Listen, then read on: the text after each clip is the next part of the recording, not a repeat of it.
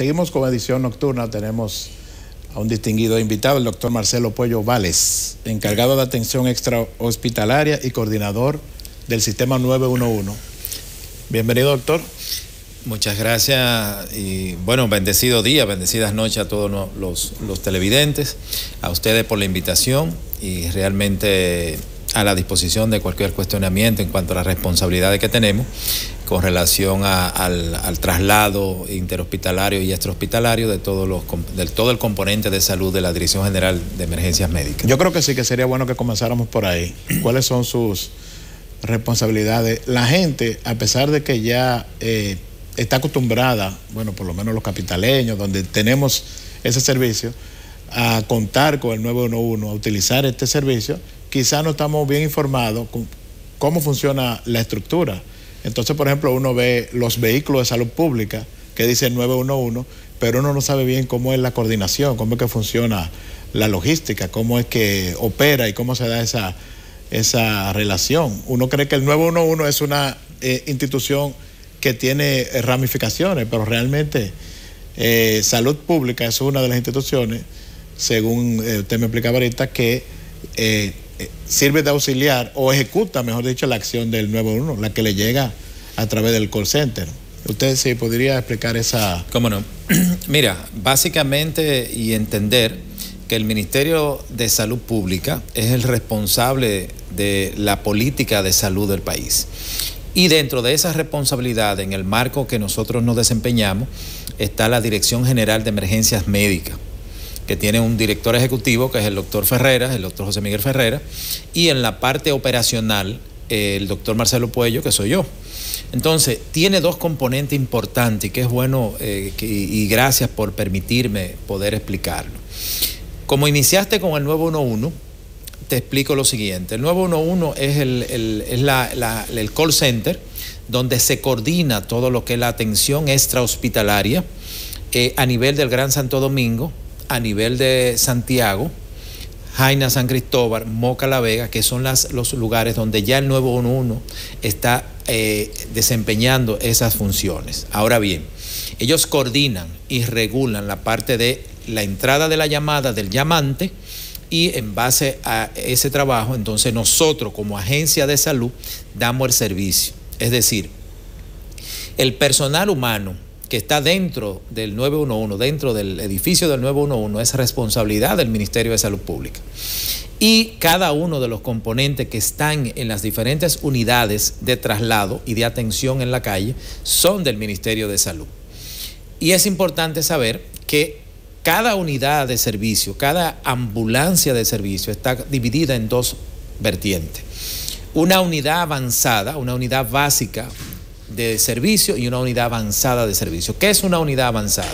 Una unidad avanzada, para que la persona lo entiendan fácil, es una pequeña unidad de cuidados intensivos móvil que circula y que está compuesta por un TTS, que es el chofer, un técnico en transporte sanitario, o sea que aparte de ser el chofer, tiene un entrenamiento básico de asistencia y de auxilio al personal médico que lo acompaña. ¿Eso siempre es así? Eso siempre es así. O sea, ese no personal se entrena, ese personal se entrena antes de salir a la calle a laborar. Las avanzadas, como te seguía diciendo, tienen un médico 24 horas del día dentro de la unidad y una licenciada de enfermería también dentro del componente de la tripulación, que es lo que conforma la tripulación. Y dentro del equipamiento de esa unidad, te reitero, es una especie de unidad de cuidados intensivos móvil. En las unidades básicas tenemos el TTS, reitero, el técnico de transporte sanitario, con un auxiliar de enfermería y con todos los componentes, menos algunos medicamentos que por no tener el médico, entonces no se lo damos a la responsabilidad del auxiliar, pero sí con el entrenamiento para estabilizar, canalizar, colocar oxígeno, colocar inmovilización, todo lo que garantice desde el momento de asistir al paciente hasta trasladarlo hacia la parte hospitalaria, hacia los diferentes hospitales. Entonces, el segundo componente, y te hago la referencia, es que sigue siendo una responsabilidad del ministerio todo lo que es la garantía del traslado extrahospitalario, y por eso a nivel nacional tenemos jurisdicción a través de los centros de regulaciones médicas, que son los famosos CRUE. Entonces tenemos, para que entienda, un CRUE que se encarga de toda la parte sur, con una sede en Barahona, donde hay una unidad de atención, donde hay un centro de regulación, donde se llama, y hay una base operacional con unidades básicas y unidades avanzadas, con los componentes que tienen que tener de personal humano, que da la asistencia a toda la zona sur hasta Pedernales. Hay unidades de ambulancia que están en las diferentes provincias que se coordinan a través de ese centro de regulación para hacer los traslados, de cualquier traslado que tenga que hacer interhospitalario. Por ejemplo, un paciente que está en Pedernales y no puede tener las atenciones que necesita, se estabiliza y se traslada a Barahona, que es un hospital provincial. Y así pasa en la zona este, con una sede igual en Higüey, y con una coordinación en las provincias, en las cabeceras de provincia, para poder garantizar constantemente las 24 horas del día la calidad humana, profesional y ética de trasladar esos pacientes. Lo mismo pasa en Santiago, que es la sede de la parte norte, hasta toda la línea fronteriza inclusive, coordinado también con diferentes unidades. ¿Qué hemos hecho con el CRUE de Santiago? Que se ha hecho una extensión a la ciudad de Puerto Plata, porque en Puerto Plata está garantizada la atención extrahospitalaria a través del 911. Pero cuando un paciente tiene que ser trasladado, ya sea del hospital a hacer un estudio, por ejemplo, que ese hospital no lo posee en ese momento, entonces a través del CRUE se hace lo que es el traslado interhospitalario y lo que llamamos también contrarreferencia. Si un paciente X no puede ser, necesita una mejor atención, ya sea por tecnología o por necesidad especializada, entonces a través del CRUE se hace la coordinación de trasladarlo del hospital X o del centro médico X de Puerto Plata hacia Santiago, o en ocasiones hasta Santo Domingo, cuando son situaciones que lo ameritan así. Por ejemplo, hemos tenido que trasladar pacientes desde Puerto Plata porque necesitan hacer un cateterismo de urgencia, pero para poder trasladarlo tú tienes que tener la garantía de que venga una unidad que le garantice el traslado hasta llegar al hospital receptor y se le haga el procedimiento, como en este caso se han hecho varios cateterismos, y una vez se le da de alta, garantizando, se hace el traslado de nuevo desde Santo Domingo hacia el hospital que lo refirió primariamente, hasta que ya eventualmente puede ir a su casa. Ese personal, doctor, es de salud pública, pero solamente está haciendo esa labor, o sea, está asignado a ese tipo de labor. Ese personal es del ministerio y realmente de la Dirección General de Emergencias Médicas, que tiene jurisdicción nacional. En el caso del Nordeste, San Francisco de Macorís, en este preciso momento tenemos un personal trabajando, creando las coordinaciones, porque ya se va a abrir un centro de regulación en la zona de San Francisco para coordinar toda la parte nordeste hasta Samaná. O sea, que con eso ya completamos. La parte del Cibao que no estaba... exacto, y eso está dentro de las metas presidenciales para poder garantizar un trato oportuno, de calidad, humana y profesional, y suficientemente ético, con toda la calidad de cualquier país en ese sentido, para poder garantizar la atención extrahospitalaria e interhospitalaria de cada uno de los usuarios nacionales. Otra cosa, y es importante, eso, la operación económica, el costo operacional, eso va por cuenta del Estado Dominicano, por cuenta del Ministerio de Salud Pública. Por lo tanto, es bueno aclarar que nadie tiene que pagar por ese servicio, sino que eso es está subvencionado, está pagado por el Ministerio de Salud Pública. Todo el sistema, toda la parte operacional, de que no se le puede cobrar a ningún usuario por ese traslado. Por las explicaciones que usted ha dado, yo intuyo, concluyo, no sé si estoy errado, usted me corregirá, que a pesar de que el 911 existe en unas localidades, unas demarcaciones específicas, que sabemos cuáles son, que usted las ha mencionado, de todos modos el concepto abarca el concepto de servicio abarca entonces otra zona del país que todavía no han sido favorecidas con el 911. En los lugares donde no hay 911, los centros del CRUE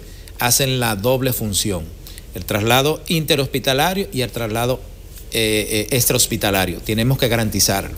Por ejemplo, en los grandes accidentes, lamentablemente grandes accidentes que han ocurrido en la zona este, no tenemos 911.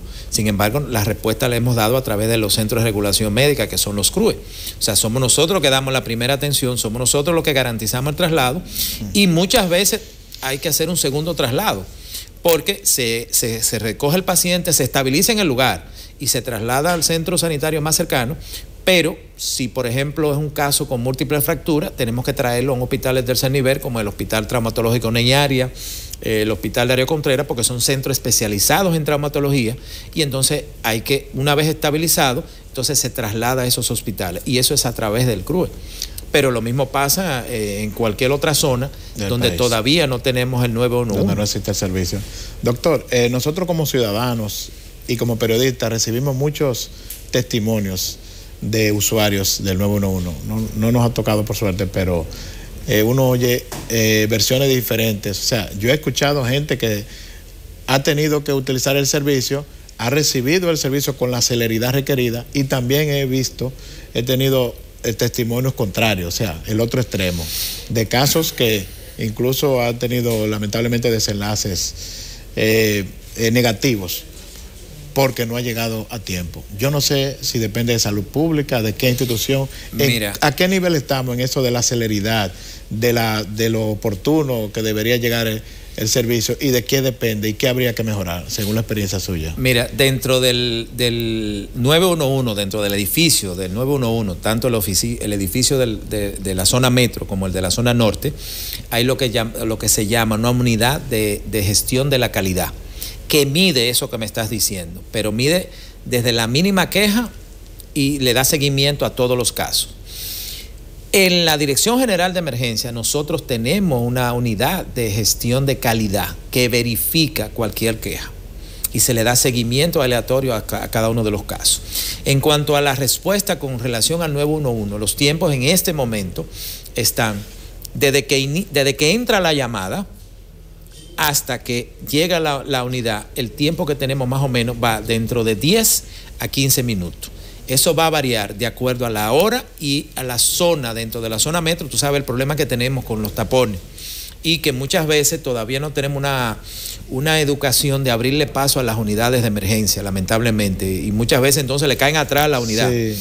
Pero nosotros tenemos... Eso, ¿cuál es la experiencia nosotros suya tenemos con el tema de las ambulancias y el nosotros manejo? Tenemos un componente que se llama URI, que es una unidad de respuesta inmediata, que es un motor, un vehículo motorizado de 2 ruedas, con un TTS y un auxiliar de enfermería que carga una mochila básica para llegar, generalmente llega primero que la unidad. Las motocicletas que uno ve exactamente, en la llega primero que la unidad y puede determinar si hay que trasladar o no al paciente. Una cosa que te quería aclarar es con relación a eso mismo. Dentro del 911, el personal, nosotros tenemos los despachadores, que son de salud, pero también tenemos los médicos reguladores.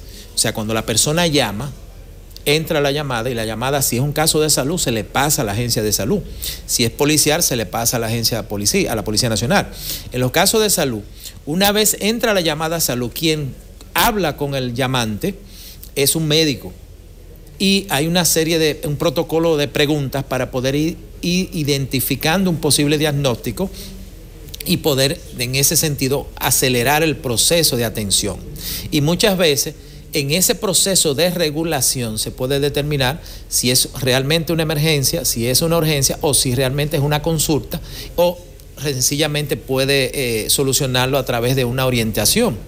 Pero inmediatamente la llamada le pasa al médico regulador, automáticamente se le refleja al despachador y automáticamente está registrada y están ya las unidades procediendo. Ya está en camino. O sea, es parte de una educación que la ciudadanía todavía sobre la marcha ha ido entendiendo y ha ido mejorando. Por eso el concepto de regulación médica, y así inclusive muchas veces cuando la unidad que llega es una unidad básica, que no tiene un componente médico, el médico del despacho puede ir orientando en base a la lectura de los signos vitales, al examen físico que ha hecho el personal que llegó, y entonces puede orientar inclusive orientar hacia qué hospital debe enviarlo, dependiendo, por supuesto, si el caso lo permite, porque si es un caso donde el componente de vida del paciente está comprometido, entonces debemos llevarlo al centro médico más cercano, ya sea estatal o ya sea privado, con la garantía de estabilizarlo y entonces posteriormente ya trasladarlo al hospital especializado, o si necesita un hospital público porque el paciente no tenga los recursos o no tenga la disponibilidad de un seguro médico, pero está garantizado el traslado, ese segundo traslado. El acompañamiento, que es muy importante. Y el acompañamiento, por supuesto. Bueno.